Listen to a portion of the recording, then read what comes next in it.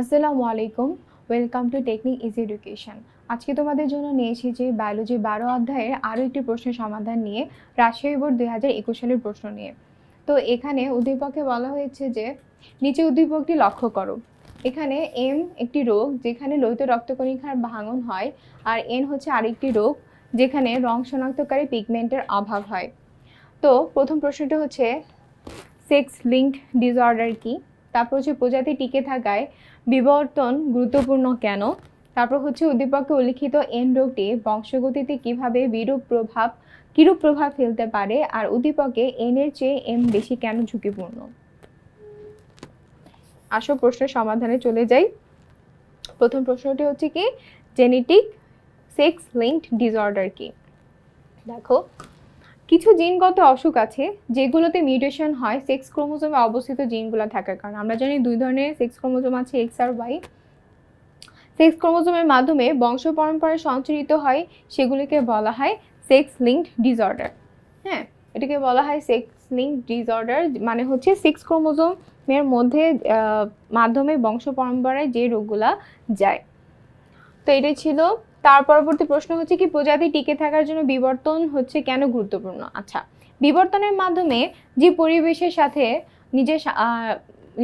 পরিবেশের সাথে নিজস্ব কিছু বৈশিষ্ট্য হচ্ছে ধারণ করতে পারে, সে নিজেকে খাপ খায় নেওয়া শিখতে পারে। যেমন বলছে যে বিবর্তনের মাধ্যমে যে পরিবেশের পরিবর্তনের সাথে মানিয়ে নেওয়ার একটা ক্ষমতা লাভ করে। ও যখন একটা নির্দিষ্ট সবসময় যখন একই পর্যায়ে থাকবে, তখন তার মধ্যে কিন্তু কোনো বৈশিষ্ট্য ডেভেলপ হবে না। যখন একটা তার শরীরের বিরুদ্ধ একটা বৈশিষ্ট্য আসবে, তখনই কিন্তু সে অন্যভাবে বেঁচে থাকার চেষ্টা করবে।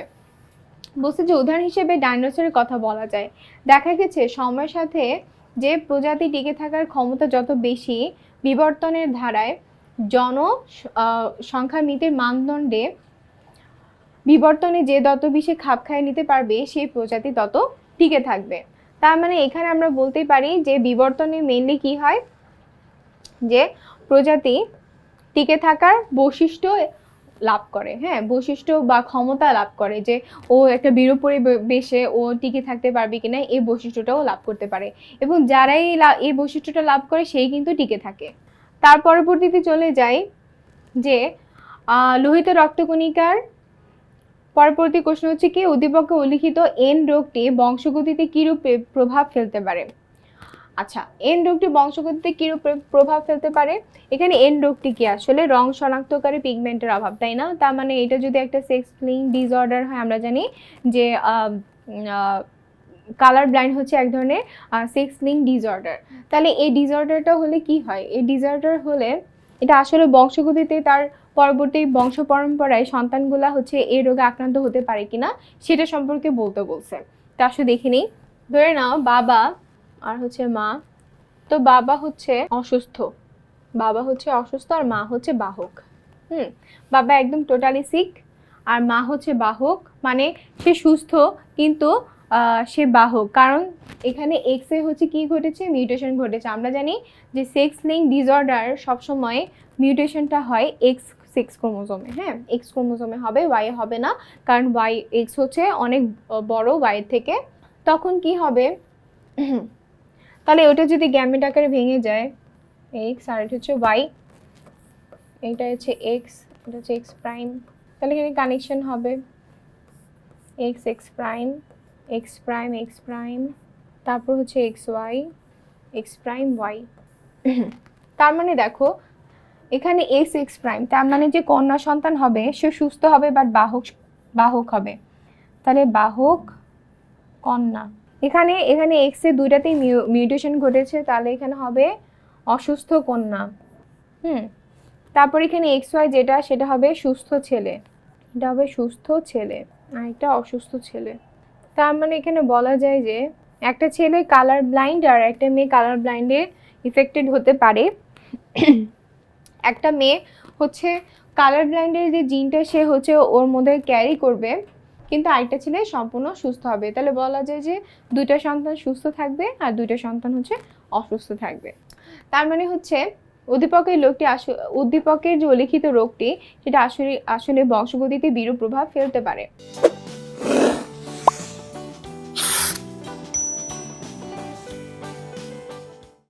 তার পরবর্তী প্রশ্নে চলে যায় যে উদ্দীপকে এন এর চেয়ে এম বেশি ঝুঁকিপূর্ণ কেন। আচ্ছা, এন রোগটি হচ্ছে কি রং শনাক্তকারী পিগমেন্টের অভাব, মানে হচ্ছে ও কালার চিনতে পারবে না। আর হচ্ছে এম রোগটি হচ্ছে লোহিত রক্তকণিকার ভাঙন, মানে হচ্ছে টোটাল থ্যালাসেমিয়ার কথাই বলা হয়েছে। তো এন এর চেয়ে এম বেশি ঝুঁকিপূর্ণ অবশ্যই, কারণ থ্যালাসেমিয়া হচ্ছে রক্তের মেইন যে উপাদানটা আরবিসি, ওটারই হচ্ছে মেইনলি প্রবলেম করে। এখন আরবিসি যদি আমাদের শরীরে সঠিকভাবে তৈরি না হয়, ও কিন্তু আমাদের শরীরে অন্যান্য অর্গানগুলো কিন্তু ভালোভাবে ফাংশন করবে না, ভালোভাবে কাজ করবে না।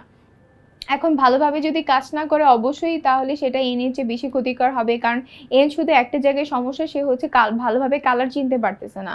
আর অন্যদিকে এম যেটা বা থ্যালাসেমিয়া, এটা কিন্তু আমাদের শরীরের প্রতিটা অংশের সাথে হচ্ছে কানেক্টেড, যেটাকে আমরা থ্যালাসেমিয়া বা রক্তশূন্যতার হচ্ছে উচ্চ পর্যায়ে বলতে পারি। তাহলে এখানে হচ্ছে এম এন এর চেয়ে কীভাবে ঝুঁকিপূর্ণ আসলে একটু দেখে নিই আমরা, যে আসলে এম এন এর চেয়ে কীভাবে ঝুঁকিপূর্ণ।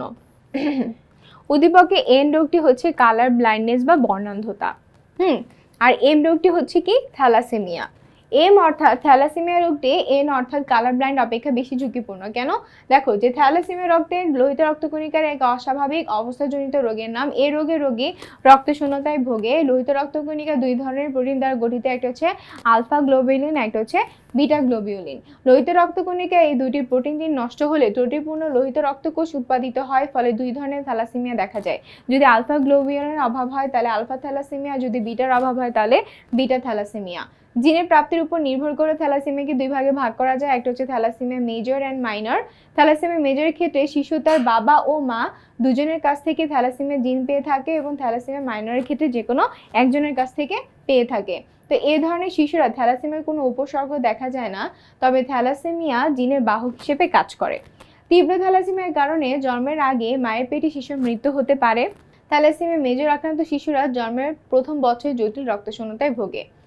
আর অন্যদিকে এছাড়া এমনও হতে পারে যে মেজরের ক্ষেত্রে মায়ের গর্ভেই মারা যেতে পারে।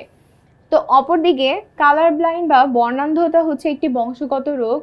কিছু জিনগত অসুখ আছে যেগুলোতে মিউটেশন হয়, যেমন সেক্স ক্রোমোজোমে অবস্থিত জিনগুলোতে। এসব অসুখকে বলা হয় সেক্স লিঙ্কড অসুখ।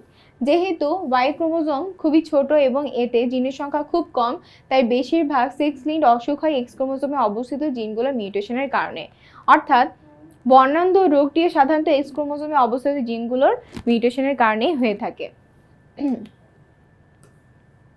এবং মহিলাদের দুটি জননকোষের ক্রোমোজোম হচ্ছে এক্স ক্রোমোজোম থাকে, এবং এই দুটি এক্স ক্রোমোজোম একই সাথে একই অসুখে মিউটেশন থাকার সম্ভাবনা কম। এই কথাটা মানে হচ্ছে কি, যে মেয়েদের তো হচ্ছে দুই ধরনের এক্স এক্স থাকে। এখন এক্স এক্স এর মধ্যে একটাতে মিউটেশন ঘটলে অন্যটাতে যে একই রোগে মিউটেশন ঘটবে, ওটার কোনো হচ্ছে পসিবিলিটি নাই। তাহলে উপরে আলোচনা থেকে এটাই বোঝা যায় যে বর্ণান্ধতা বংশগত রোগ হওয়া সত্ত্বেও এতে মৃত্যুর কোনো ঝুঁকি নাই, কিন্তু থ্যালাসেমিয়া রোগটির কারণে শিশুর মৃত্যুও হতে পারে। তাই বলা যায় যে বর্ণান্ধতার চেয়ে থ্যালাসেমিয়া বেশি ঝুঁকিপূর্ণ, মানে হচ্ছে মৃত্যু যেখানে সেটাই হচ্ছে ঝুঁকিপূর্ণ। তাহলে এই দুইটার মধ্যে বলা যায় যে থ্যালাসেমিয়া হচ্ছে কি সব থেকে বেশি ঝুঁকিপূর্ণ। কারণ বর্ণান্ধতা শুধুমাত্র একটা রোগের কথা বলা, মানে জাস্ট একটা রোগকে এফেক্ট করে, জাস্ট ও কালার চিনতে পারতেছে না, কিন্তু থ্যালাসেমিয়া কিন্তু ওকে মৃত্যু পর্যন্ত ঠেলে নিয়ে যেতে পারে। তাই বলা যায় যে উদ্দীপকে এন এর চেয়ে এম হচ্ছে বেশি ঝুঁকিপূর্ণ। তাহলে এটাই ছিল আমাদের রাজশাহী বোর্ড 2021 সালের প্রশ্নের সমাধান। এবং আমার পরবর্তী প্রশ্নের সমাধানের জন্য আমাদের প্রতিটি প্রশ্নের উপরে যে কিউআর কোডটি দেওয়া থাকে সেটি স্ক্যান করবে। যারা ইজি বায়োলজি বইটি এখনও কিনেনি অবশ্যই কিনে ফেলবে, এবং যারা কিনেছো তাদের অনেক অনেক ধন্যবাদ। এ পর্যন্ত পাশে থাকার জন্য তোমাদের সবাইকে অনেক অনেক বেশি ধন্যবাদ। আসসালামু আলাইকুম।